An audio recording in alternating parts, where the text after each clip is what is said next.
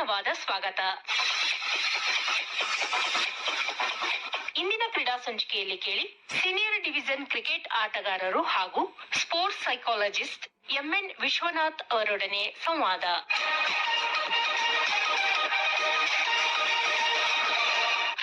ಕ್ರೀಡಾ ಲೋಕದ ಇಂದಿನ ಸಂಚಿಕೆಯಲ್ಲಿ ನಮ್ಮ ಜೊತೆ ಸ್ಟುಡಿಯೋದಲ್ಲಿದ್ದಾರೆ MN Vishwanath, senior division cricket ಆಟಗಾರರು ಹಾಗೂ ಕ್ರೀಡಾ ಮನಃಶಾಸ್ತ್ರಜ್ಞ, ತರಬೇತುದಾರರು, ಸಲಹೆಗಾರರು ಆಗಿ ಕೂಡ ಇವರು ಕೆಲಸ ಮಾಡಿದ್ದಾರೆ. ಬ್ಲಾಗರ್, ಪಾಡ್ಕಾಸ್ಟರ್, ಹೀಗೆ ಹಲವು ಆಯಾಮಗಳಲ್ಲಿ ಇವರ ಸೇವೆ ಇದೆ. 2017ರಲ್ಲಿ sports psychology for aspiring champions ಎಂಬ ಪುಸ್ತಕವನ್ನು ಬರೆದು ಬಿಡುಗಡೆ ಮಾಡಿದ್ದಾರೆ. ಇತ್ತೀಚೆಗೆ handbook of cricket psychology ಎನ್ನುವ ಪುಸ್ತಕ ಬಿಡುಗಡೆಯಾಗಿ ಈಗ ಅವರು ಸುದ್ದಿಯಲ್ಲಿದ್ದಾರೆ. ಕಾರ್ಯಕ್ರಮಕ್ಕೆ ಎಲ್ಲರ ಪರವಾಗಿ ವಿಶ್ವನಾಥ್ ಅವರಿಗೆ ಸ್ವಾಗತ. ನಮಸ್ಕಾರ ಮೇಡಮ್. ಸರ್, ನಿಮ್ಮಂತವರು ನಮ್ಮ ಆಕಾಶವಾಣಿಗೆ ಬರಬೇಕು. ಕ್ರೀಡೆಯ ಬಗ್ಗೆ ಕೇಳುವ ಪ್ರತಿಯೊಬ್ಬರಿಗೂ ಕ್ರೀಡಾ ಮನಃಶಾಸ್ತ್ರಜ್ಞದ ಬಗ್ಗೆ ಬಹುಶಃ ಹೆಚ್ಚಿನ ತಿಳುವಳಿಕೆ ಬೇಕು ಅಂತ ಅನಿಸುತ್ತೆ. ಯಾಕೆಂತಂದ್ರೆ ಇತ್ತೀಚಿನ ದಿನಗಳಲ್ಲಿ ಕ್ರೀಡೆಯಲ್ಲಿ ಈ ಮನಃಶಾಸ್ತ್ರ ಅಥವಾ ಸೈಕಾಲಜಿ ಇದರ ಪಾತ್ರದ ಬಗ್ಗೆ ಬಹಳಷ್ಟು ನಾವು ಕೇಳ್ತಾ ಇದ್ದೇವೆ. ಈ ಮನಃಶಾಸ್ತ್ರಜ್ಞ ಮತ್ತೆ ಈ ಕ್ರೀಡಾ ಮನಃಶಾಸ್ತ್ರಜ್ಞ ಇದರ ಬಗ್ಗೆ ಏನ್ ವ್ಯತ್ಯಾಸ ಹೇಳ್ಬೋದು ವಿಶ್ವನಾಥ್ ಅವರೇ? ಮೇಡಮ್, ಕ್ರೀಡಾ ಮನಃಶಾಸ್ತ್ರ ಮೂಲ ಮನಃಶಾಸ್ತ್ರದ ಒಂದು ಸೈಂಟಿಫಿಕ್ ಇದ್ರೊಳಗೆ ಒಳಗೊಂಡಿದೆ. ಸೊ ಅದರಲ್ಲೂ ಒಂದು ಬ್ರಾಂಚ್ ಅಂತ ಹೇಳ್ಬೋದು. ಕ್ರೀಡಾ ಮನಃಶಾಸ್ತ್ರದ ಬಗ್ಗೆ 120 ವರ್ಷಗಳಿಂದ ಸಂಶೋಧನೆ ನಡ್ಕೊಳ್ತಾ ಬಂದಿದೆ. ಹೇಗೆ ಕ್ರೀಡಾ ಪಂದ್ಯಾವಳಿಗಳು ಒಬ್ಬ ಕ್ರೀಡಾಪಟುವಿನ ಮೇಲೆ, ಮನಸ್ಸಿನ ಮೇಲೆ ಹೇಗೆ ಪರಿಣಾಮ ಬೀರ್ತದೆ, ಹಾಗೆ ಭಾಗವಹಿಸಿದ ನಂತರ ಪರ್ಫಾರ್ಮೆನ್ಸ್ ಅಂತ ಹೇಳ್ತೀವಲ್ಲ, ಆ ರಿಸಲ್ಟ್ಸ್ ಅಲ್ಲಿ ಇರ್ತದಲ್ಲ, ಅದು ಮತ್ತೆ ಪುನಃ ಕ್ರೀಡಾಪಟುವಿನ ಮೇಲೆ ಹೇಗೆ ಪರಿಣಾಮ ಬೀರ್ತದೆ ಅನ್ನೋದು ಸಂಶೋಧನೆ ಮಾಡ್ತಾರೆ. ಮತ್ತು ಮನಸ್ಸನ್ನ ಯಾವ ಯಾವ ರೀತಿಯಲ್ಲಿ ಉತ್ತಮಗೊಳಿಸಿಕೊಂಡು ಉತ್ತಮ ಪರ್ಫಾರ್ಮೆನ್ಸ್ ತಗೊಳ್ಬಹುದು ಅಂತ ಕೂಡ ಈ ಸಂಶೋಧನೆಯಲ್ಲಿ ಇರ್ತದೆ. ಮತ್ತೆ ಹಲವು ಟೆಕ್ನಿಕ್ಸ್ ಕೂಡ ನಮ್ಮ ಇದ್ರೊಳಗೆ ಹೇಳ್ಕೊಡ್ತೇವೆ. ನಾವು ಏನು ಬಳಸಿದ್ರೆ, ಏನು ಅಭ್ಯಾಸ ಮಾಡ್ತಾ ಬಂದ್ರೆ ಅವರ ಒಂದು ಪರ್ಫಾರ್ಮೆನ್ಸ್ ಉತ್ತಮ ಆಗ್ತದೆ, ಕಾರ್ಯಾಚರಣೆ ಉತ್ತಮ ಆಗ್ತದೆ ಅನ್ನೋದ್ರ ಬಗ್ಗೆ ಕೂಡ ನಾವು ತಿಳಿಸ್ಕೊಡ್ತೇವೆ. ಅಂದ್ರೆ ಕ್ರೀಡೆಯಲ್ಲಿ ನೈಪುಣ್ಯತೆ ಅಂದ್ರೆ ನಿಮ್ಗೆ ಸ್ಕಿಲ್ ಅಲ್ಲದೆ ಈ ಸೈಕಾಲಜಿ ಕೂಡ ಮುಖ್ಯ ಪಾತ್ರ ವಹಿಸ್ತದೆ ಎನ್ನುವುದನ್ನು ನಾವು ತಿಳ್ಕೊಳ್ಬೇಕಾಗುತ್ತೆ. ಹೌದು, ನೋಡಿ, ಒಬ್ಬ ಕ್ರೀಡಾಪಟು ಅತ್ಯಂತ ಬಲಶಾಲಿ ಆಗಿರ್ಬೋದು, ಒಳ್ಳೆ ಹೈಟು, ಒಳ್ಳೆ ಮೈಕಟ್ಟು ಎಲ್ಲ ಇರಬಹುದು.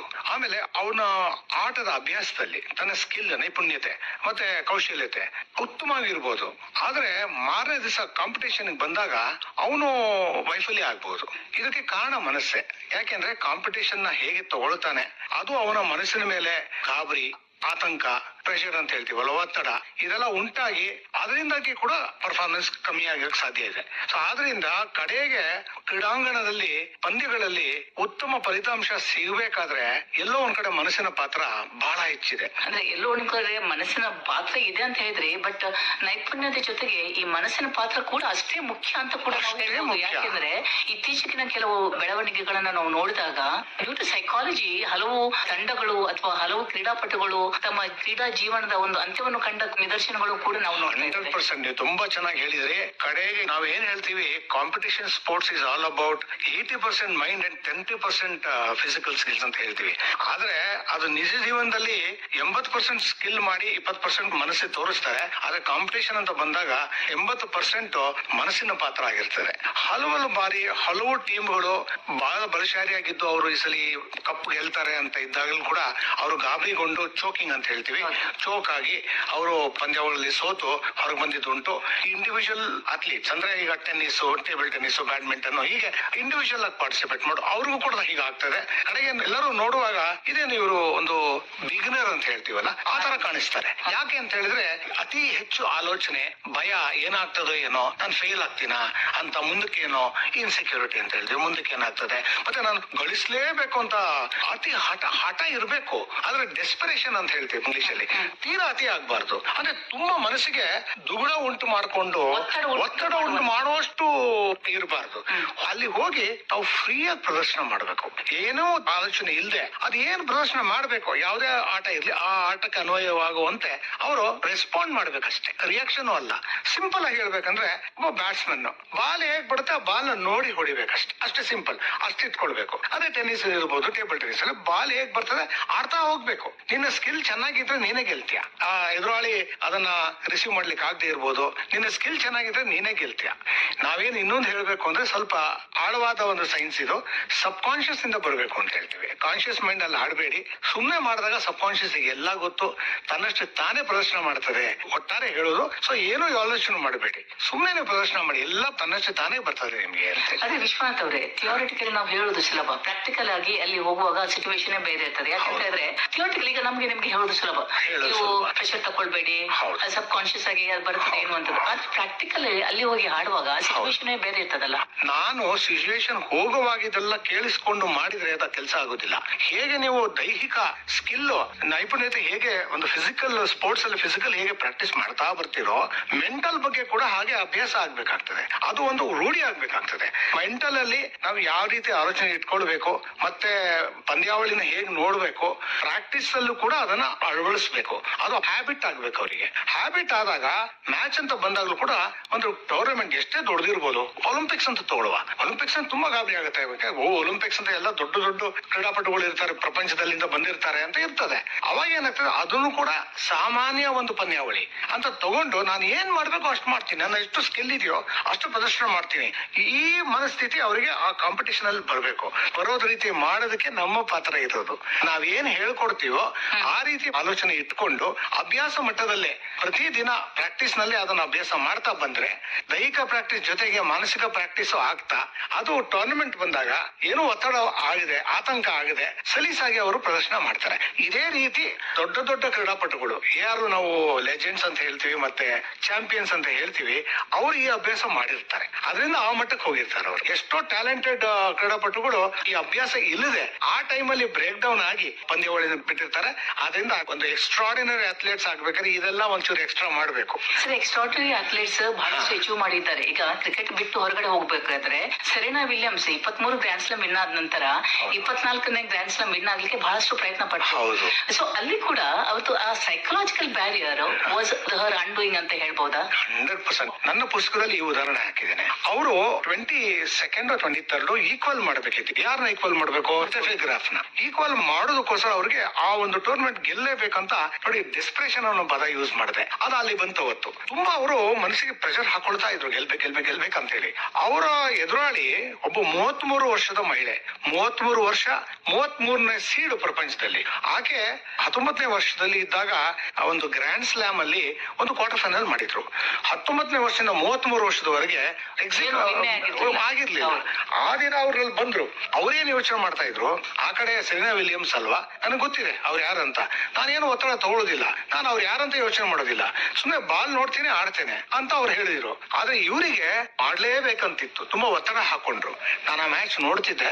ಕ್ರಮೇಣ ನೋಡ್ತಾ ಅವ್ರಿಗೆ ಮೂವ್ಮೆಂಟ್ ಮಾಡಕ್ಕೆ ಆಗ್ತಿರ್ಲಿಲ್ಲ. ಅವಾಗ್ಲೂ ಇನ್ನೊಂದ್ ದಿವಸ ಹೇಳ್ಕೊಂಡಿದ್ದಾರೆ ಅವರು, ನನ್ನ ಮೈ ಬಾರೈಸ್ಕೊಂತು, ನನ್ಗೆ ಏನ್ ಮಾಡ್ಬೇಕು ಗೊತ್ತಾಗ್ಲಿಲ್ಲ, ಮೂವ್ಮೆಂಟ್ ಮಾಡ್ಲಿಕ್ಕೆ ಆಗ್ಲಿಲ್ಲ ಅಂತ. ಯಾಕಂದ್ರೆ ಎಂತ ಆಟಗಾರತಿ ಅಂತ ಹೇಳಿದ್ರೆ, ಯಾರು ಅವ್ರ ಮುಂದೆ ಎದುರಾಳಿನೇ ಇಲ್ಲ ಟೆನಿಸ್ ಅಲ್ಲಿ. ಅಷ್ಟು ಬಲಶಾಲಿ ಪ್ಲೇಯರು, ತುಂಬಾ ಶಕ್ತಿ, ಅವ್ರ ಶಾಟ್ಸ್ ಅಲ್ಲಿ ತುಂಬಾ ಪವರ್ ಇರ್ತದೆ. ಅವತ್ತು ಅವರು ಏನೋ ಆಟನೇ ಗೊತ್ತಿಲ್ವೇನೋ ಅನ್ನೋ ತರ ಆಡಿದ್ರು. ಇದು ಖಂಡಿತ 100% ಮನಸ್ಸಿನಿಂದ ಅವ್ರಿಗೆ ಆತರ ಆಯ್ತು. ಅವ್ರು ಎಷ್ಟೇ ಚಾಂಪಿಯನ್ ಆಗಿದ್ರು ಮನಸ್ಸು ಅವತ್ತು ಅವರಿಗೆ ಜೊತೆ ಇರ್ಲಿಲ್ಲ. ಅಂದ್ರೆ ಅವರು 23 ಗ್ರ್ಯಾಂಡ್ ಸ್ಲಾಮ್ ಅನ್ನು ಸರಿಗಟ್ಟಿದ್ರು. ಆದ್ರೆ 24ನೇ ಗ್ರ್ಯಾಂಡ್ ಸ್ಲಾಮ್ ಮಾರ್ಗರೆಟ್ ಕೋರ್ಟ್ ಅವರೊಂದು 24 ಗ್ರ್ಯಾಂಡ್ ಸ್ಲಾಮ್ ಎನ್ನುವಂತ ಕನಸು ಅದು ನನಸಾಗಿ ಹೊಡಿತು. ಎಲ್ಲಾ ತರದ ಸವಲತ್ತುಗಳಿತ್ತು. ಸೈಕಾಲಜಿಸ್ಟ್ ಕೂಡ ಅವರಿಗೆ ಬಹುಶಃ ಅಂತ ಕಾಣ್ತದೆ. ಬಟ್ ಅವರು ಮೆಂಟಲಿ ಇಶ್ಯೂಸ್, ಅಂದ್ರೆ ಆ ಮೆಂಟಲಿ ಮತ್ತೆ ಫಿಸಿಕಲಿ ಒಂದ್ಸರಿ ಕೊಟ್ಟ ನಂತರ ಅದು ಬಹಳ ಕಷ್ಟ. ಏನಾದ್ರು ಇಲ್ಲ, ಅಲ್ಲಿ ಏನಾಯ್ತು, ಅವ್ರಿಗೆ ಎಲ್ಲ ಗೊತ್ತಿತ್ತು ಅವ್ರಿಗೆ. ಆದ್ರೆ ಅದು 24ನೇ ಬೇಕೇ ಬೇಕು ಅಂತ ಎಷ್ಟು ಮಟ್ಟಿಗೆ ಮಾಡ್ಕೊಂಡಿದ್ದ ಹೇಳಿದ್ರೆ, ಅದು ರಿವರ್ಸ್ ಆಯ್ತು ಅವ್ರಿಗೆ. ಒತ್ತಡ ಹೆಚ್ಚಾದಾಗ ಅದು ಸ್ಟ್ರೆಸ್ ರೆಸ್ಪಾನ್ಸ್ ಅಂತ ಆಗ್ತದೆ ತಲೆ ಒಳಗೆ. ಅದಾದ ಕೂಡಲೇ ಮೈ ಬಾರಾಯಿಸ್ಕೊಳ್ತದೆ, ಮೂವ್ಮೆಂಟ್ ಬರುವುದಿಲ್ಲ. ಆಮೇಲೆ ಉಸಿರಾಟ ಬದಲಾವಣೆ ಆಗುತ್ತೆ, ಹಾರ್ಟ್ ಬೀಟ್ ಇನ್ಕ್ರೀಸ್ ಆಗುತ್ತೆ, ಮೈಂಡ್ ಬ್ಲಾಂಕ್ ಆಗ್ತದೆ, ಏನ್ ಮಾಡ್ಬೇಕು ಗೊತ್ತಾಗಲ್ಲ. ಯಾಕಂದ್ರೆ ತುಂಬಾ ಆಲೋಚನೆ ಮಾಡ್ತಿರ್ತಾರೆ ನೀವಾಗ. ಮನಸ್ಸಿಗೆ ನೀವು ಎಷ್ಟು ದೊಡ್ಡವರಂತ ಅದು ಗೊತ್ತಿಲ್ಲ. ಯಾವ ರೀತಿ ಅದಕ್ಕೆ ಜೊತೆ ನೀವು ಕಮ್ಯುನಿಕೇಟ್ ಮಾಡ್ತೀರಿ ಅದರಂತೆ ಅವರು ರೆಸ್ಪಾಂಡ್ ಮಾಡ್ತಾರೆ.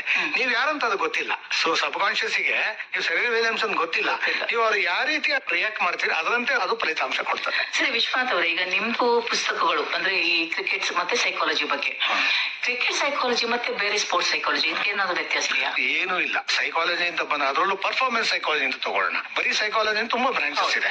ಪರ್ಫಾರ್ಮೆನ್ಸ್ ಸೈಕಾಲಜಿ ಅಂದ್ರೆ ಅಲ್ಲಿ ಒಂದು ಪರ್ಫಾರ್ಮೆನ್ಸ್ ಒಳಗೊಂಡಿರುತ್ತೆ. ಅಲ್ಲಿ ಆ ಪರ್ಫಾರ್ಮ್ ನೀವು ಚೆನ್ನಾಗಿ ಮಾಡ್ಬೇಕಾಗುತ್ತೆ. ಅದಕ್ಕೆ ಮನಸ್ಸು ಎಷ್ಟು ಎಷ್ಟು ಮುಖ್ಯ ಅನ್ನೋದ್ರ ಬಗ್ಗೆ ಹೇಳುತ್ತದು. ಈ ಪರ್ಫಾರ್ಮೆನ್ಸ್ ಸೈಕಾಲಜಿಯಲ್ಲಿ ಎಲ್ಲರ ಮನಸ್ಸು ಒಂದೇ. ಒಬ್ಬ ಸ್ಪೋರ್ಟ್ಸ್ ಪರ್ಸನ್ ಇರ್ಬೋದು, ಒಬ್ಬ ಕಾರ್ಪೊರೇಟ್ ಅವರು ಇರ್ಬೋದು, ಸ್ಟೂಡೆಂಟ್ ಇರ್ಬೋದು, ಮಹಿಳೆ ಇರ್ಬೋದು, ಎಲ್ಲರಿಗೂ ಒತ್ತಡ ಆಗ್ತದೆ. ಎಲ್ಲ ಒಂದೇ ತರ ಮನಸ್ಸು ಹೇಗೆ ಕೆಲಸ ಮಾಡುತ್ತೆ ಅಂತ ಹೇಳಿ ಎಲ್ಲರೂ ತಿಳ್ಕೊಳ್ಬೇಕಾಗ್ತದೆ.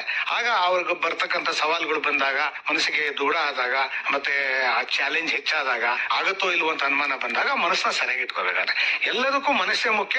ಅದರಲ್ಲೂ ಥಾಟ್ಸ್ ಇಂದ ಶುರು ಆಗ್ತದೆ. ನಿಮ್ಮ ಚಿಂತನೆಗಳು ಒಂದೊಂದು ಥಾಟ್ ಮುಖ್ಯ. ನಿಮ್ದು ಯಾವ ರೀತಿ ಚಿಂತನೆ ಮಾಡ್ತಿದ್ರಿ ಅದನ್ನ ನೀವು ಯಾವಾಗ ಮೈಂಡ್ ಸೆಟ್ ನಿಮ್ಗೆ ಕಲ್ಟಿವೇಟ್ ಆಗಿದೆ, ಮೈಂಡ್ ಸೆಟ್ ನಿಮಗೆ ಸಹಾಯ ಆಗ್ತಿದೆಯೋ ಇಲ್ವೋ, ಹೀಗೆ ನಾವೇನ್ ಮಾಡ್ತೀವಿ ಮೈಂಡ್ ಸೆಟ್ ನ ಚೇಂಜ್ ಮಾಡಿ ಕೊಡ್ತೀವಿ ಅವರಿಗೆ. ನೀವು ಈ ರೀತಿ ಯೋಚನೆ ಮಾಡಿದ್ರೆ ಆಗೋದಿಲ್ಲ, ಹೀಗೆ ಯೋಚನೆ ಮಾಡ್ಬೇಕು ಅಂತೇಳಿ. ಕ್ರೀಡಾಪಟುಗಳು ಹೆಚ್ಚಿನ ಅಂಶ ಅವ್ರಿಗೆ ತೊಂದರೆ ಕೊಡೋದು ಯಾವ್ದು ಅಂದ್ರೆ ಫಲಿತಾಂಶ ಕಡೆ ಗುರಿ ಜಾಸ್ತಿ ಇಟ್ಟಾಗ. ನಾವೇನ್ ಹೇಳ್ತೀವಿ, ಫಲಿತಾಂಶ ಬಿಡಿ.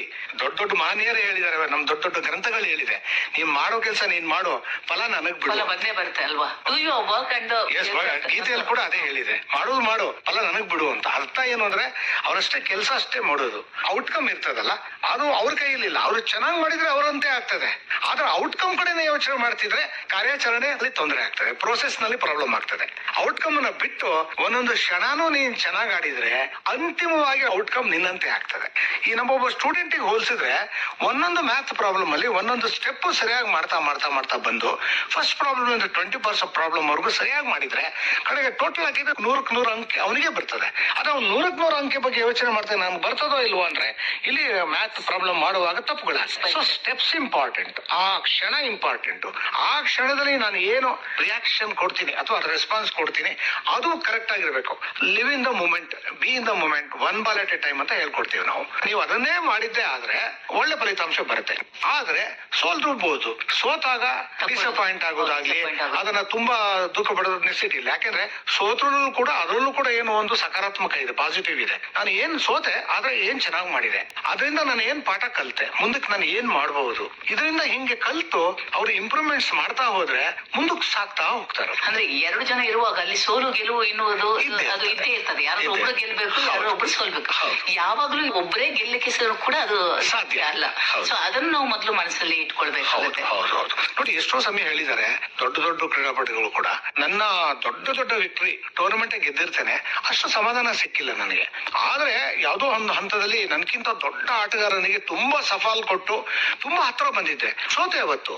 ಆದ್ರೆ ಆ ಮ್ಯಾಚ್ ನಾನು ಇವತ್ತು ನೆನ್ಪಿಟ್ಕೊಂಡಿದ್ದೇನೆ ಅಂತ. ಸೊ ಗೆದ್ದಿದ್ದು ಒಂದೇ ನೆನಪಿಗೆ ಇಟ್ಕೋಬೇಕಂತಿಲ್ಲ. ದೊಡ್ಡ ಕ್ರೀಡಾಪಟುಗಳಿಗೆ ನೀವು ಚೆನ್ನಾಗಿ ಸವಾಲ್ ಹಾಕಿ ತುಂಬಾ ಹತ್ರ ಬಂದಿರ್ತೀರ, ಅಥವಾ ಅವರು ಈಕ್ವಲ್ ಆಗಿ ಫೈಟ್ ಕೊಟ್ಟು ನೀವು ಮಾಡಿರ್ತೀರಲ್ಲ, ಅದು ನಿಮ್ಗೆ ಎಷ್ಟು ಸಮಯ ಕೊಡುತ್ತೆ. ಹೌದು. ನೀವು ಆಟ ಆಡ್ತಿರುವಾಗ ಈ ತರದ ಅಂದ್ರೆ ಸೈಕಾಲಜಿ ಅಂತ ಏನು ಇರ್ಲಿಲ್ಲ. ನೀವು ಒಬ್ಬ ಸ್ಪೋರ್ಟ್ಸ್ ಸೈಕಾಲಜಿಸ್ಟ್ ಆಗ್ಲಿಕ್ಕೆ ಕಾರಣ ಏನು? ನೋಡಿ, ಇದು ಒಳ್ಳೆ ಪ್ರಶ್ನೆ. ಸುಮ್ನೆ ನಾನು ಜಂಬ ಹೇಳ್ಕೊಳ್ದೆ ಹೇಳೋದಾದ್ರೆ ತುಂಬಾ ಟ್ಯಾಲೆಂಟೆಡ್ ಬ್ಯಾಟ್ಸ್ಮನ್ ಅಂತ ಜನ ಹೇಳ್ತಿದ್ರು. ಪ್ರಾಕ್ಟೀಸ್ ಅಲ್ಲಿ ಬಹಳ ಉತ್ತಮವಾಗಿ ಆಡ್ತಿದ್ದೆ. ಮ್ಯಾಚ್ ಅಂತ ಬಂದಾಗ ನನಗೆ ಏನಾಗ್ತಿತ್ತು ಗೊತ್ತಿಲ್ಲ, ಗಾಬರಿ, ಕೈ ಕಾಲು ಮೂವ್ಮೆಂಟ್ ಆಗ್ತಿದ್ದಿಲ್ಲ. ಏನೋ ಮಾಡ್ಲೇಬೇಕು ಅಂತನೋ ಅಥವಾ ಫಿಯರ್ ಆಫ್ ಫೇಲ್ಯೂರ್ ಇರ್ಬೋದು, ಫೇಲ್ ಆಗ್ತೀನ ಅಂತ ಇರ್ಬೋದು. ಬಹಳ ಬೇಗ ಔಟ್ ಆಗ್ತಿದ್ದೆ, ಮತ್ತೆ ಬೇಗ ಫೇಲ್ಯೂರ್ ಆಗ್ತಿದ್ದೆ. ಅಂದ್ರೆ ದೊಡ್ಡ ಮ್ಯಾಚ್ ಗಳಲ್ಲಿ ನೀವು ಈ ತರ ದೊಡ್ಡ ಮ್ಯಾಚ್ ಅಂತಲ್ಲ, ಮ್ಯಾಚ್ ಅಲ್ಲೇ ನಾನು ಎಷ್ಟೋ ಸಲ ಫೇಲ್ ಆಗಿದ್ದೀನಿ. ಯಾಕೆಂದ್ರೆ ಎಲ್ಲರೂ ಆಶ್ಚರ್ಯ ಆಗ್ತಿತ್ತು, ಪ್ರಾಕ್ಟೀಸ್ ಎಷ್ಟು ಒಳ್ಳೆ ಇದು ಮಾಡ್ತೀರಿ, ಮ್ಯಾಚ್ ಆಡುವಾಗ ಈ ತರದ ಸಮಸ್ಯೆ ಆಗ್ತಿತ್ತು ನಮ್ಗೆ. ಸೊ ನನಗೆ ಅರ್ಥ ಮಾಡ್ಕೊಂಡಿದ್ದೀನಿ, ನನ್ನ ಗೇಮ್ ಅಲ್ಲಿ ನನ್ನ ಸ್ಕಿಲ್ಸ್ ಅಲ್ಲಿ ಏನು ಪ್ರಾಬ್ಲಮ್ ಇಲ್ಲ, ನನ್ನ ಮನಸ್ಸಿನ ನನ್ಗೆ ಪ್ರಾಬ್ಲಮ್ ಅಂತ ಹೇಳಿ. ಅವಾಗ ಯಾವುದೇ ಪುಸ್ತಕ ಇರ್ಲಿಲ್ಲ, ಇಂಥದ್ದು ಇದೆ ಅಂತಾನೂ ಗೊತ್ತಿದ್ದಿಲ್ಲ, ಸೈಕಾಲಜಿಕಲ್ ಕೋಚ್ ಇರ್ಲಿಲ್ಲ ಅಂತ ಇರ್ಲಿಲ್ಲ. ಆಗೇನಾಗ್ತಿತ್ತು, ನಮ್ಮ ಮನಸ್ಸಿನ ನಾವೇ ಅರ್ಥ ಯಾಕೆ ಆಗ್ತಿರ್ಬೋದು ಇದು ಅಂತ ಹೇಳಿ ನಮ್ಮ ಜೊತೆ ನಾವೇ ಮಾತಾಡ್ಕೊಡೋದು. ನೋಡಿ, ಅದು ನನಗೆ ತುಂಬಾ ಹೆಲ್ಪ್ ಆಯ್ತು. ನಾನು ಆಡೋ ಸಮಯದಲ್ಲಿ ಪ್ರತಿ ಬಾಲ್ ಎದುರಿಸೋದಕ್ಕೆ ಮುಂಚೆ ನಾನು ಹೇಳ್ಕೊಳ್ತಾ ಇದ್ದೆ. ಅದಕ್ಕೆ ಸೆಲ್ಫ್ ಟಾಕ್ ಅಂತ ಹೇಳ್ತೀವಿ. ನಾ ಹೇಳ್ಕೊಂಡಾಗ ನಾನು ನೆನಪು ಮಾಡ್ತದೆ ಏನ್ ತಪ್ಪು ಮಾಡಬಾರ್ದು, ಏನ್ ಮಾಡ್ಬೇಕು ಅಂತ. ಏನ್ ಮಾಡಬಾರ್ದು ಅನ್ನೋದಕ್ಕಿಂತ ಏನ್ ಮಾಡ್ಬೇಕು ಅನ್ನೋದು ಬಹಳ ಮುಖ್ಯ. ಮಾಡಬಾರ್ದು ಬಗ್ಗೆ ಫೋಕಸ್ ಮಾಡಿದ್ರೆ ಅದೇ ಆಗ್ತದೆ. ಸೊ ಏನ್ ಮಾಡಬೇಕು ಅದ್ರ ಬಗ್ಗೆ ನಾವು ಫೋಕಸ್ ಮಾಡಬೇಕು. ಸೊ ಅದ್ರ ಕಡೆ ಫೋಕಸ್ ಮಾಡ್ತಾ ಹಾಗೆ ಇಂಪ್ರೂವ್ಮೆಂಟ್ ಆಗಿ ನಾನು ಫ್ಯಾಕ್ಟರಿ ತಂಡಕ್ಕೆ ಮತ್ತು ಪ್ರೈವೇಟ್ ಕ್ಲಬ್ ತಂಡಕ್ಕೆ ಹಲವಾರು ವರ್ಷಗಳು ಆಡಿ ಯಶಸ್ವಿ ಕ್ರಿಕೆಟರ್ ಆಗಿದ್ದೆ. ಇದ್ರ ನಂತರ ನನ್ನ ಮಗನ ನನಗೆ ಟೇಬಲ್ ಟೆನ್ನಿಸ್ ಸೇರಿಕೊಂಡ. ನ್ಯಾಷನಲ್ ಲೆವೆಲ್ ಅಲ್ಲಿ ಅಲ್ಲೂ ಕೂಡ ನಾನು ಹಲವಾರು ಮಕ್ಕಳುಗಳಿಗೆ ಮ್ಯಾಚ್ ಅಂತ ಬಂದಾಗ, ಟೂರ್ನಮೆಂಟ್ ಅಂತ ಬಂದಾಗ, ಒಬ್ಬ ಎದುರಾಳಿ ಹೆಸರು ನೋಡಿದಾಗ ಅದು ಅದ್ರಲ್ಲೂ ಎದುರಾಳಿ ಹೆಸರು ನೋಡಿದಾಗ ಇವನು ದೊಡ್ಡ ಪ್ಲೇಯರು, ಇವನು ಈ ಸ್ಟೇಟ್ ಅಲ್ಲಿ ನಂಬರ್ 1 ಅಂತ ನೋಡಿದಾಗ್ಲೇ ಅವ್ರಿಗೇನೋ ಶುರು ಆಗ್ಬಿಡುತ್ತೆ. ನನ್ಗೆ ನನ್ನ ಆಗಲ್ವೋ ಏನೋ, ನನ್ನ ಎಬಿಲಿಟಿ ಅಂತ ಹೇಳ್ತಾರೆ, ಆ ಸೆಲ್ಫ್ ಡೌಟ್, ಆ ಎಬಿಲಿಟಿ ಅವನಷ್ಟು ಇಲ್ಲ, ಅವನ ಹೆಸರು ಕೇಳಿದಾಗ್ಲೇ ಏನೋ ಆಯ್ತು, ಏನೋ ಎಲ್ಲ ಹಾಗೆ ಹೋಯ್ತು ಅನ್ನೋ ತರ. ಅಂದ್ರೆ ನಾವ್ ಹೇಳುದು ಅಂಕಣಕ್ಕೆ ಬರುವ ಮುನ್ನ ಹೊರಗಡೆನೆ ಮ್ಯಾಚ್ ಸೋತಿದ್ದಾರೆ ಬಿಫೋರ್ ಎಂಟರ್ ದ ಕೋರ್ಟ್ ಅಂತ ಹೇಳ್ತೇವೆ. ಹೀಗೆ ಅದನ್ನೆಲ್ಲ ನೋಡ್ತಾ ಬಂದಾಗ ಇದರ ಇಂಟ್ರೆಸ್ಟ್ ಆಳವಾಗಿ ಹೋಯ್ತು. ಮತ್ತೆ ಆರ್ಟಿಕಲ್ಸ್ ಬರೆಯೋದು, ಹಾಗೆ ಇದರ ಪ್ರವಾಸ ಜರ್ನಿ ನಡೀತಾನೆ ಬಂದಿದೆ. ಭಾರತದಲ್ಲಿ ನಾ ಶುರು ಮಾಡಿದಾಗ ಯಾರ್ಯಾರು ಇರ್ಲಿಲ್ಲ, ಕ್ವಾಲಿಫಿಕೇಶನ್ ಇರ್ಲಿಲ್ಲ, ಯಾವ್ದೋ ಯೂನಿವರ್ಸಿಟಿ ಕೋರ್ಸ್ ಕೊಡ್ತಿದ್ದಿಲ್ಲ. ಈಗ ಬರ್ಬರ್ತಾ ತುಂಬಾ ಯೂನಿವರ್ಸಿಟೀಸ್ ಕೊಡಕ್ ಸ್ಟಾರ್ಟ್ ಮಾಡಿದ್ದಾರೆ. ಹಲವಾರು ಮಕ್ಕಳು ಆಸಕ್ತಿಯಿಂದ ಈ ಒಂದು ಎಜುಕೇಶನ್ ಪ್ರಯೋಜನ ಪಡಿತಿದ್ದಾರೆ, ಅದಕ್ಕೆ ಓದ್ತಾ ಇದ್ದಾರೆ. ಆದ್ರೆ ಒಂದ್ ಹೇಳ್ಬೇಕಂದ್ರೆ ಈ ಒಂದು ತರಬೇತಿ, ಈ ಆಲೋಚನೆ ಇದು ತುಂಬಾ ಮುಂದಿದೆ. ಆದ್ರೆ ಇನ್ನು ಈ ಕ್ರೀಡಾ ಬಳಗ ಏನಿದೆ, ಫ್ರೆಟರ್ನಿಟಿ ತುಂಬಾ ಹಿಂದಿದೆ. ಕ್ರೀಡಾಪಟುಗಳು ಅವ್ರಿಗೆ ಏನ್ ಅನ್ಸ್ತದೆ ಅಂತ ಹೇಳಿದ್ರೆ, ನನಗೇನಾಗಿದೆ, ಮನಸ್ಸು ನಾನು ತಲೆ ಕೆಟ್ಟಿದ್ಯಾ, ನಾನು ಯಾಕೆ ಅವ್ರ ಹತ್ರಕ್ಕೆ ಹೋಗ್ಬೇಕು, ನನಗೇನಾಗಿದೆ, ನಾನು ನಾರ್ಮಲ್ ಆಗಿದ್ದೀನಿ ಅಂತ ಹೇಳಿ ಪೇರೆಂಟ್ಸ್ ಗೆ ಒಂದು ನಂಬಿಕೆ ಇಲ್ಲ, ಅಂದ್ರೆ ಒಪ್ಪಿಗೆ ಇಲ್ಲ. ನಮ್ಮ ಮಕ್ಳಿಗೆ ಏನಾಗಿದೆ, ಅವ್ರಿಗೇನಾಗಿದೆ, ಸರಿ ಇದ್ದಾರಲ್ಲ, ನಾನು ಯಾಕೆ ಸೈಕಾಲಜಿ ಕರ್ಕೊಂಡು ಹೋಗ್ಬೇಕು ಅಂದ್ರೆ, ಸೈಕಾಲಜಿ ಅಂತೂ ಕೂಡಲೇ ಅವ್ರು ಸೈಕ್ಯಾಟ್ರಿಗೆ ನೋಡ್ತಾರೆ. ಸೈಕ್ಯಾಟ್ರಿ ಎಲ್ಲ ನೋಡೋದು ಅಬ್ನಾರ್ಮಲ್ ಪೀಪಲ್ಗೆ, ಆದ್ರೆ ಸ್ಪೋರ್ಟ್ಸ್ ಸೈಕಾಲಜಿ ಬೇಕಾಗಿರೋದು ನಾರ್ಮಲ್ ಪೀಪಲ್ಗೆ. ಏನು ತೊಂದರೆ ಇಲ್ಲ, ಅವರಿಗೆ ತಲೆ ಕೆಟ್ಟಿರೋದಿಲ್ಲ, ಆದ್ರೆ ಅವ್ರ ಆಲೋಚನೆಯಲ್ಲಿ ಎಲ್ಲೋ ಒಂಚೂರು ತೊಂದರೆ ಇರ್ತದೆ. ಆ ಆಲೋಚನೆನ ನಾವು ಟ್ಯೂನ್ ಮಾಡಿ ಸರಿಯಾದ ದಾರಿಯಲ್ಲಿ ಕರ್ಕೊಂಡು ಹೋಗ್ತೇವೆ. ಸೊ ಆದ್ರಿಂದ ಅಗತ್ಯ ಇನ್ನೂ ಹೆಚ್ಚಿದೆ, ಆದ್ರೆ ಇನ್ನು ಜನಗಳ ಅರಿವು ಇನ್ನು ತುಂಬಾ ಕಮ್ಮಿ ಇದೆ. ಎಲ್ಲರೂ ಸೇರಿ ಮಾಡ್ತಾ ಇದ್ದೇವೆ, ನೋಡೋಣ. ಕಂಡು ಪ್ರತಿಯೊಂದು ಟೀಮಿಗೆ ಸ್ಪೋರ್ಟ್ಸ್ ಸೈಕಾಲಜಿಸ್ಟ್ ಅಂತ ಕೆಲವೊಂದ್ ಕಡೆ ಮಾಡ್ತಾರೆ, ಕೆಲವೊಂದ್ ಕಡೆ ಹಣದ ಅನಾನುಕೂಲದಿಂದ ಯಾರನ್ನು ಅಪಾಯಿಂಟ್ ಮಾಡೋದಿಲ್ಲ. ಇದು ಕೆಲವೊಮ್ಮೆ ಒಂದು ಸಂಸ್ಥೆ ಮಾಡ್ಬೇಕು ಅನ್ನೋದಕ್ಕಿಂತ ಕ್ರೀಡಾಪಟುಗಳು ಅವರ ಪೇರೆಂಟ್ಸ್ ಅದ್ರ ಕಡೆ ಇಂಟ್ರೆಸ್ಟ್ ತಗೊಂಡು ಅವರೇ ಇದನ್ನ ಸೀಕ್ ಮಾಡ್ಬೇಕಂದ್ರೆ ಅವರೇ ಒಂದು ಮುಂದಾಳತ್ವ ತಗೊಂಡು, ಯಾರಿದ್ದಾರೆ ಇಂಥವ್ರು, ನಾವ್ ಇದನ್ನ ಹಂಚ್ಕೊಳ್ಳೋಣ ಅವ್ರ ಹತ್ರ. ನಾನು ಚೆನ್ನಾಗಿದ್ದೇನೆ, ಇನ್ನೂ ಚೆನ್ನಾಗಬೇಕಾದ್ರೆ ಅವ್ರ ಸಹಾಯ ಬೇಕು. ನಾವು ಚೆನ್ನಾಗಿರೋದನ್ನ ಇನ್ನೂ ಚೆನ್ನಾಗಿ ಮಾಡ್ತೇವೆ, ಅದಾಗಿದೆ ಕೆಲವೊಂದು ಇನ್ಸ್ಟೆನ್ಸ್ ಅಲ್ಲಿ. ಆದ್ರಿಂದ ನಮ್ಮ ಸಹಾಯ ಪಡಿಬೇಕು. ನಾವು ನೃತ್ಯ ಮಾಡ್ತಿದೀವಿ, ನಮ್ಗೆ ನಾವು ಅದೇ ದೊಡ್ಡದು ಅಂತ ಹೇಳ್ಕೊಳ್ಳೋದಕ್ಕಲ್ಲ, ಆದ್ರೆ ಸಹಾಯ ಪಡೆದ್ರೆ ಅವರು ಏನಿದ್ದಾರೆ ಅದಕ್ಕಿಂತ ಚೆನ್ನಾಗಿ ಆಗ್ಬಹುದು ಅಂತ ನಮ್ ನಂಬಿಕೆ. ಸರಿ, ಈಗ ನಿಮ್ಮ ಸೇವೆ ಯಾರಿಗೆ ಲಭ್ಯ ಇದೆ? ಎಲ್ಲರಿಗೂ ಲಭ್ಯ ಇದೆ. ಯಾರು ಇದರ ಪ್ರಯೋಜನ ಪಡ್ಕೊಳ್ತಾ ಇದ್ದಾರೆ? ನಮ್ದು ವೆಬ್ಸೈಟ್ ಇದೆ, ಅದನ್ನು ಹುಡುಕ್ತಾರೆ ಬೇಕಾದವರು, ಆಗ ಕಾಲ್ ಮಾಡ್ತಾರೆ. ಮತ್ತೆ ನಮ್ದು ಅವ್ರದ್ದು ಸೆಷನ್ಸ್ ನಡೀತದೆ. ನಡೆದಾಗ ಏನಾಗುತ್ತೆ, ಅವ್ರಿಗೆ ಏನೇನ್ ತೊಂದರೆ ಆಗಿದೆ ಅಂತ ನೋಡ್ಕೊಳ್ತೀವಿ. ಮತ್ತೆ ಮೂಲತಃ ಮನಸ್ಸು ಹೇಗೆ ವರ್ಕ್ ಮಾಡತ್ತೆ ಅಂತ ಫಸ್ಟ್ ತಿಳ್ಕೊಳ್ತೇವೆ. ನಿಮ್ಮ ಮನಸ್ಸನ್ನು ನೀವು ಅರ್ಥ ಮಾಡ್ಕೊಳ್ಳಿ, ಅದು ಹೇಗೆ ಕೆಲಸ ಮಾಡುತ್ತೆ ಅಂತ. ಆಮೇಲೆ ನಿಮಗೆ ಗೊತ್ತಾಗುತ್ತೆ ಅದು ಹೆಂಗ್ ಯೂಸ್ ಮಾಡ್ಬೇಕು ಅಂತೇಳಿ. ಆಮೇಲೆ ಅದನ್ನ ಹೇಗೆ ಯೂಸ್ ಮಾಡೋದು ಹೇಳ್ಕೊಡ್ತೀವಿ. ಅವ್ರಿಗೆ ಸ್ಪೆಸಿಫಿಕ್ ಆಗಿ ಏನೋ ತೊಂದರೆಗಳಿದ್ರೆ ಅದನ್ನ ಅಡ್ರೆಸ್ ಮಾಡ್ತೀವಿ. ಅದೇ ತರ ಅವ್ರಿಗೆ ಹಲವಾರು ತರಬೇತಿ, ಟೆಕ್ನಿಕ್ಸ್, ಸ್ಟ್ರಾಟಜೀಸ್ ಅಂತ ಹೇಳ್ತೀವಿ ನಾವು, ಅವನ್ನೆಲ್ಲ ಹೇಳ್ಕೊಡ್ತೇವೆ ನಾವು ಅವ್ರಿಗೆ. ಬ್ರೀದಿಂಗ್ ಇರಬಹುದು. ಸೈಕಾಲಜಿಸ್ಟ್ ಅಂತ ಹೇಳಿ ಇಲ್ಲ, ನಾನದು ಕೋರ್ಸಸ್ ಮಾಡಿದ್ದೇನೆ. ಸೈಕಾಲಜಿ ಡಿಗ್ರಿ ಮಾಡಿದೆ ಆನ್ಲೈನ್. ಅದಾದ್ಮೇಲೆ ಅದರ ಕೋರ್ಸ್ ಮಾಡಿದೆ. ಅವಾಗ ನಾನು ಹೇಳಿದಾಗೆ ಯಾವ್ದು ಯೂನಿವರ್ಸಿಟಿ ಆಫರ್ ಮಾಡ್ತಿದ್ದಲ್ಲ, ನಾವು ಕೆಲಸದಲ್ಲಿ ಇದ್ವಿ. ಹಾಗಾಗಿ ಆನ್ಲೈನ್ ಎಲ್ಲ ಕೋರ್ಸ್ಗಳು ಮಾಡಿದೆ, ಹಲವಾರು ಕೋರ್ಸ್ಗಳು ಮಾಡಿದೆ ಅಬ್ರಾಡ್ ಅವ್ರ ಕರೆಸ್ಪಾಂಡೆನ್ಸ್ ನಲ್ಲಿ. ಅದು ನನಗೆ ಸಾಕಾಯ್ತು, ಯಾಕಂದ್ರೆ ಹಲವಾರು ವರ್ಷಗಳು ನನ್ನ ಫೀಲ್ಡ್ ಅಲ್ಲಿ ಅದರ ಅನುಭವ ಪಡೆದಿದ್ದೆ. ಯಾವಾಗ ಅವರು ತರಬೇತಿ ಕೋರ್ಸ್ಗಳು ಮಾಡಕ್ ಶುರು ಮಾಡಿದ್ವು, ನನಗೆ ಚೆನ್ನಾಗಿ ರಿಲೇಟ್ ಮಾಡಿದೆ, ಏನ್ ಹೇಳ್ತಿದೆ ಅದೇನು ಅಂತ ತುಂಬಾ ಚೆನ್ನಾಗಿ ಅರ್ಥ ಆಯ್ತು. ಯಾಕಂದ್ರೆ ಆಲ್ರೆಡಿ ಅನುಭವ ಆಗಿತ್ತು. ಜೊತೆಗೆ ಕೌನ್ಸಿಲಿಂಗ್ ಅಂದ್ರೆ ಸಮಾಲೋಚನೆ, ಕೌನ್ಸಿಲಿಂಗ್ ಕೋರ್ಸ್ ಕೂಡ ಮಾಡಿದೆ, ಸರ್ಟಿಫೈಡ್ ಕೌನ್ಸಿಲರ್ ಕೂಡ. ಹಾಗಾಗಿ ಅವ್ರ ಹತ್ರ ಯಾವ ರೀತಿ ಮಾತುಕತೆ ನಡೆಸಬೇಕು, ಸುಮ್ನೆ ಮಾತಾಡೋದಲ್ಲ. ಕೌನ್ಸಿಲಿಂಗ್ ಅಂದ್ರೆ ಅದಕ್ಕೊಂದು ಮೆಥಡ್ ಇದೆ. ಆ ರೀತಿಯಲ್ಲಿ ನಾನು ಅವ್ರ ಜೊತೆ ಸಮಾಲೋಚನೆ ಮಾಡೋದನ್ನ ಅಪ್ಲೈ ಮಾಡ್ಕೊಂಡು ಮಾಡ್ತಾ ಬಂದಿದ್ದೇವೆ. ಆದ್ರೆ ಇನ್ನು ಸಣ್ಣ ಒಂದು ಪರ್ಸೆಂಟೇಜ್ ಕ್ರೀಡಾಪಟುಗಳು ಮಾತ್ರ ಇದರ ಉಪಯೋಗ ಪಡಿತಾ ಇರೋದು. ಇನ್ನು ಬಹಳ ಆಗ್ಬೇಕಾಗಿದೆ. ಅಂದ್ರೆ ನೀವು ಕ್ರಿಕೆಟ್ ಆಟಗಾರರಿಗೆ ಅಲ್ಲದೆ ಇತರ ಕ್ರೀಡಾಪಟುಗಳಿಗೆ ಕೂಡ ಇದರ ಪ್ರಯೋಜನ ಕೊಡ್ತಾ ಇದ್ದಾರೆ. ಖಂಡಿತ. ಈಗ ನನ್ನ ಈ ಪುಸ್ತಕ ಯಾಕೆ ಬರ್ದೆ ಅಂತ ಹೇಳಿದ್ರೆ, ನಾನೆಲ್ಲ ಒಂದ್ ಕಡೆ ಅಕಾಡೆಮೀಸ್ ಅಲ್ಲೆಲ್ಲ ಹೋದಾಗ ಮಾಡಿದಾಗ ಕ್ರಿಕೆಟಿಗರ ಜೊತೆ ಭೇಟಿ ಆದಾಗ ಅವ್ರು ಕೇಳ್ತಿದ್ರು, ಕ್ರಿಕೆಟ್ ಎಷ್ಟು ಪಾಪ್ಯುಲರ್ ಕ್ರೀಡೆ ನಮ್ಮ ದೇಶದಲ್ಲಿ, 40 ಮಿಲಿಯನ್ ಮಕ್ಕಳು ಕ್ರಿಕೆಟಿಗರ ಆಗ್ಬೇಕು ಅಂತ ಇಚ್ಛೆ ಪಡ್ತಾ ಇದಾರಂತೆ. ಹೆಣ್ಮಕ್ಳು ಕೂಡ ಈಕ್ವಲ್ ಆಗಿ ಆಡ್ತಾ ಇದ್ದಾರೆ. ಅದರಿಂದ ಕ್ರಿಕೆಟ್ ಯಾಕೆ ಮಾಡಿಲ್ಲ ಸ್ಪೆಸಿಫಿಕ್ ಆಗಿ ಅಂತ ಹೇಳಿದ್ರು. ಸೊ ಹೀಗಾಗಿ ಒಬ್ಬ ಕ್ರಿಕೆಟರ್ಸ್ ನ ಹುಡುಕ್ತಿದ್ದೆ. ಅವ್ರು ನಮ್ಮ ಜೊತೆಲಿ ಇದ್ರೆ ಈ ಕೆಲಸ ಸುಲಭ. ಕ್ರಿಕೆಟ್ ಒಂದು ದೊಡ್ಡ ಒಂದು ಕಿಂಗ್ಡಮ್ ಇದ್ದಾಗೆ, ಅದ್ರ ಜೊತೆ ಕ್ರಿಕೆಟರ್ ಇದ್ರೆ ಇದು ಮುಟ್ಟುತ್ತದೆ ಅವರಿಗೆ, ಇಲ್ಲದ್ರೆ ಏನೋ ಮಾಡಿದ್ದಾರೆ ಅಂತ ಆಗ್ತದೆ. ಸೊ ಬಹಳಷ್ಟು ಕ್ರೀಡಾಪಟುಗಳಿಗೆ ಜೊತೆ ನಾನು ಸಂಪರ್ಕ ಮಾಡಿ ಕೇಳಿದಾಗ ಎಲ್ಲೋ ಒಂದ್ ಕಡೆ ಅವರಲ್ಲಿ ಮುಜುಗರ ಇತ್ತು. ಇದು ಸಬ್ಜೆಕ್ಟ್ ತುಂಬಾ ಅವರೆಲ್ಲ ಏನ್ ಹೇಳ್ತಾರೆ, ಗ್ರೇ ಏರಿಯಾ ಅಂತ. ಅಂದ್ರೆ ಅದ್ರ ಬಗ್ಗೆ ಗೊತ್ತಿಲ್ಲ, ಇದನ್ನ ನಾವು ಎಲ್ಲಾ ಮಾಡಿದ್ದೇವೆ, ಆದ್ರೆ ಇನ್ನೂ ಅಡ್ರೆಸ್ ಮಾಡಿಲ್ಲ ನಾವು ಅಂತ ಅಂತಿದ್ರು. ಅವ್ರಿಗೆ ಬಹುಶಃ ಗೊತ್ತಿಲ್ಲದೆ ಇರ್ಬೋದು, ಅಥವಾ ಇವ್ರು ಯಾರು ಅಂತ ಇರ್ಬೋದು. ಇದಕ್ಕೆಲ್ಲ ನಾವು ಮನಸ್ಸಿನ ವಿಚಾರಕ್ಕೆಲ್ಲ ಹೋದಾಗ ಏನ್ ಅನಿಸ್ತದೋ ಅಂತ ಸ್ಟಿಗ್ಮಾ ಅಂತ ಆಗ್ತದೆ. ಎಲ್ಲಾರು ಹಿಂಜರಿದ್ರು. ಕಡೆಗೆ ಕೆ ಶ್ರೀನಾಥ್ ಅಂತ ಹೇಳಿ ಅವರು ಕರ್ನಾಟಕ ರಂಜಿ ರಣಜಿ ಪ್ಲೇಯರ್ ಮಾಜಿ ಮತ್ತು ತಮಿಳುನಾಡಿಗೂ ಆಡಿದ್ರು. ಹಲವಾರು ಪಾತ್ರಗಳನ್ನ ವಹಿಸಿದ್ದಾರೆ, ಕೋಚ್ ಆಗಿ, ಸೆಲೆಕ್ಟರ್ ಆಗಿ. ಆಮೇಲೆ 20 ವರ್ಷಗಳಿಂದ ಸತತವಾಗಿ ಅಂಪೈರಿಂಗ್ ಮಾಡ್ಕೊಂಡು ಬಂದಿದ್ದಾರೆ. ಈಗಲೂ ಹಾಲಿ BCCI ಅಂಪೈರ್. ನೀವಿಬ್ರು ಸೇರಿ ನನ್ನ ಒಳ್ಳೆ ಸ್ನೇಹಿತರವರು. ನಂದು ಜಾಸ್ತಿ ಕೆಲಸ ಇದೆ, ಪಾತ್ರ ಇದೆ. ಅವರಲ್ಲಿ ಏನ್ ಸಿಕ್ತು ನನಗೆ ಅಂದ್ರೆ ಅನುಭವ. ಅವರ ಅನುಭವ ಯಾಕಂದ್ರೆ ನನಗಿಂತ ಉನ್ನತ ಮಟ್ಟ ಕ್ರಿಕೆಟ್ ಆಡಿದ್ದಾರೆ. ಅಂಪೈರ್ 22 ಯಾರ್ಡ್ಸ್ ಕ್ರಿಕೆಟ್ ನೋಡಿದ್ದಾರೆ. ದೊಡ್ಡ ದೊಡ್ಡ ದಿಗ್ಗಜರನ್ನ ನೋಡಿದ್ದಾರೆ. More exposure. ಸೊ ಅವರಲ್ಲಿ ಒಳ್ಳೊಳ್ಳೆ ಕೆಲವು ಇನ್ಪುಟ್ಸ್ ತಗೊಂಡು ನಾನ್ ಮಾಡ್ತಿರೋ ಸರಿಯಾ, ಅದಕ್ಕೆ ನಾವು ಚರ್ಚೆ, ಹಲವಾರು ಚರ್ಚೆ ನಡೀತು. ಮತ್ತೆ ಈ ಕ್ರಿಕೆಟ್ ಸರ್ಕಲ್ ಗೆ ಹತ್ರ ತಗೊಂಡು ಹೋಗೋದಕ್ಕೆ ಅವ್ರ ಸಹಾಯ ತುಂಬಾ ಆಯ್ತು. ಈಗ ಮೊನ್ನೆ ಬುಕ್ ಲಾಂಚ್ ಅಲ್ಲಿ ಕೂಡ ತುಂಬಾ ದೊಡ್ಡ ದಿಗ್ಗಜರು ಬಂದಿದ್ರು. ಮತ್ತೆ ಇವರು ಕೈ ಜೋಡಿಸಿದ್ದಾರೆ, ಜನ ಸ್ವಲ್ಪ ಕಣ್ಬಿಟ್ಟು ನೋಡ್ತಾರೆ ಏನೋ ಇರಬಹುದು ಅಂತ. ಮತ್ತೆ ಅನಿಲ್ ಕುಂಬ್ಳೆ ಅವರು ಮುನ್ನುಡಿ ಕೊಟ್ಟಿದ್ದಾರೆ. ಸೊ ಇದೆಲ್ಲ ನಮ್ಮ ಒಂದು ಪ್ರಯತ್ನಕ್ಕೆ ಒಂದು ಎನ್ಕರೇಜ್ಮೆಂಟ್ ಸಿಗ್ತದೆ. ನಿಮ್ಮ ಪರ್ಸನಲ್ ವೈಯಕ್ತಿಕ ಅನುಭವ ಕೂಡ ಇದ ಪುಸ್ತಕಕ್ಕೆ ಒಂದು ದೊಡ್ಡ ಕೊಡುಗೆ ಅಂತ ಹೇಳ್ಬೋದು. ಹೌದು, ವೈಯಕ್ತಿಕ ಅನುಭವನೇ ಇದು ಮಾಡಬೇಕು ಅಂತ ಒಂದು ದಿಕ್ಕು ತಂದಿದ್ದು, ಅಂದ್ರೆ ಒಂದು ಮೋಟಿವೇಶನ್ ಕೊಟ್ಟಿದ್ದು. ಇದು ತುಂಬಾ ಜನಕ್ಕೆ ಆಗತ್ತೆ. ಬರೀ ಕೋಚಿಂಗು ಅದು ಒಂದೆಲ್ಲ ನೋಡ್ತೀವಿ, ಒಳ್ಳೊಳ್ಳೆ ಎಕ್ವಿಪ್ಮೆಂಟ್ ಹಾಕ್ತಿವಿ, ಶೂಸ್ ಇರ್ಬೋದು, ಡ್ರೆಸ್ ಇರ್ಬೋದು, ರಾಕೆಟ್ಸ್ ಇರ್ಬೋದು, ಆದ್ರೆ ಅವ್ರ ಮನಸ್ಸೇ ಬಿಟ್ಬಿಡ್ತಿದೀವಲ್ಲ, ಅದೇ ಮುಖ್ಯ ಅಂತ ಹೇಳಿ. ಸೊ ಹಾಗಾಗಿ ಅದನ್ನ ಮಾಡ್ಬೇಕು ಅಂತ ಹೇಳಿ ಪ್ರಯತ್ನ ನಡೀತಾ ಬಂದಿದೆ. ಈಗ ಕ್ರಿಕೆಟ್ ಅಲ್ಲಿ ಚೋಕರ್ಸ್ ಎನ್ನುವ ಬಗ್ಗೆ ನಾವು ಮಾತಾಡುವಾಗ ಅದರಲ್ಲಿ ಈ ಸೌತ್ ಆಫ್ರಿಕಾ ಇಡೀ ತಂಡವೇ ಒಂಥರ ಚೋಕ್ ಆಗುವುದನ್ನು ನಾವು ನೋಡಿದ್ದೇವೆ. ಅವರು ಪ್ಲೇ ಆಫ್ ಅಲ್ಲಿ ಒಳ್ಳೆ ಆಡ್ತಾರೆ, but when it comes to final, semifinal, knockout stage ಅಲ್ಲಿ ಎಲ್ಲ ಆಗಿದ್ದಾರೆ. ಸೊ ಇಡೀ ಟೀಮ್ಗೆ ಈ ತರದ ಒಂದು ಸೈಕಾಲಜಿ ಇರ್ತದ, ಅಂದ್ರೆ ವೈಯಕ್ತಿಕವಾಗಿ ಅಲ್ಲದೆ. ಅವರು ಸೌತ್ ಆಫ್ರಿಕಾಗ ಅನ್ಫಾರ್ಚುನೇಟ್ಲಿ ಆ ಟೈಮಲ್ಲಿ ಆಗ್ಬಿಡ್ತಿತ್ತು. ಏನು ಅಂತ ಹೇಳಿದ್ರೆ ಅವರಿಗೆ ಅದರಿಂದ ಹೊರಗೆ ಬರಬೇಕಂತ ಒಂದು, ಆಮೇಲೆ ಪಂದ್ಯಾವಳಿ ಚಾಂಪಿಯನ್ಶಿಪ್ ನ ಗೆಲ್ಬೇಕಂತ ಇನ್ನೊಂದು ಆತರ ಒಂದು ಬಯಕೆ, ಎರಡೂ ಇರ್ತದೆ. ಆದ್ರೆ ಅದೇ ತರ ಸನ್ನಿವೇಶ ಬಂದಾಗ ಅವರು ಮತ್ತೆ ಅದನ್ನೇ ನೆನಪು ಮಾಡ್ಕೊಂಡಾಗ ಅದೇ ಆಗ್ತದೆ. ಮತ್ತೆ ಇಡೀ ಟೀಮಿಗೆ ಹಾಗೆ ಸಮಸ್ಯೆ. ಹೌದು, ನಿಮಗೆ ಏನು ಬೇಡದದ್ದನ್ನು ಯೋಚನೆ ಮಾಡಿದ್ರೆ ಅದೇ ಸಿಗ್ತದೆ. ನಿಮ್ಗೆ ಏನು ಬೇಕೋ ಅದ್ರ ಕಡೆ ಯೋಚನೆ ಮಾಡ್ಬೇಕು. ಸೊ ಆ ಟೈಮಲ್ಲಿ ಗಾಬರಿ ಆಗಿ ಕೆಲವೆಲ್ಲ ಮಾಡಿದ್ದಾರೆ, ತಪ್ಪುಗಳು, ರನ್ಔಟ್ ಆಗಿದೆ, ಬಹಳಷ್ಟು ಹೊರಗೆ ಬಂದಿದ್ದಾರೆ. ಈಗ ಅವರು ಆ ಒಂದು ಎಲ್ಲೋ ಒಂದ್ ಕಡೆ ಸದ್ಯಕ್ಕೆ ಇನ್ನೂ ಅವ್ರು ಮೇಜರ್ ಟೂರ್ನಮೆಂಟ್ ಗೆಲ್ಲಿಲ್ಲ. ಆದ್ರೆ ಎಷ್ಟು ಮಟ್ಟಿಗೆ ಅದರ ಸುಧಾರಣೆ ಆಗಿದೆ. ಸರಿ, ಈಗ ನರ್ವಸ್ 90s ಬಗ್ಗೆ ಬಹಳಷ್ಟು ನಾವು ಕೇಳಿದ್ದೇವೆ.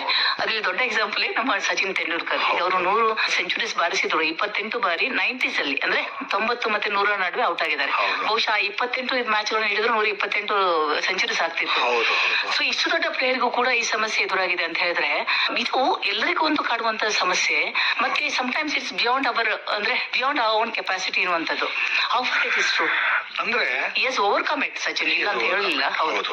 ಆಮೇಲೆ ಅವರು ಮಧ್ಯದಲ್ಲಿ ಆಗ್ತಿರ್ಬೋದು, ಅಥವಾ ಒಂದು ಒಳ್ಳೆ ಬಾಲ್ ಕೂಡ ಅವ್ರನ್ನ ಔಟ್ ಮಾಡಿರ್ಬಹುದು, ಅಥವಾ ಬೇಗ 100 ಮಾಡ್ಬೇಕು ಅಂತ ಒಂದು ತಪ್ಪು ಶಾಟ್ ಕೂಡ ಹೊಡೆದಿರ್ಬಹುದು. ಶಾರ್ಟ್ ಸೆಲೆಕ್ಷನ್ ಅಂತೀವಿ ನಾವು. ಆ ಬಾಲಿಗೆ ಆ ಶಾಟ್ ಇಲ್ಲದಿದ್ರು ಕೂಡ ಬೇಗ ಹತ್ರ ಬರುವ ಅಂತ ಹೇಳಿ ಒಂದು 6 ಹೊಡೆಯಲು ಟ್ರೈ ಮಾಡಿ ಔಟ್ ಆಗಿರ್ಬೋದು.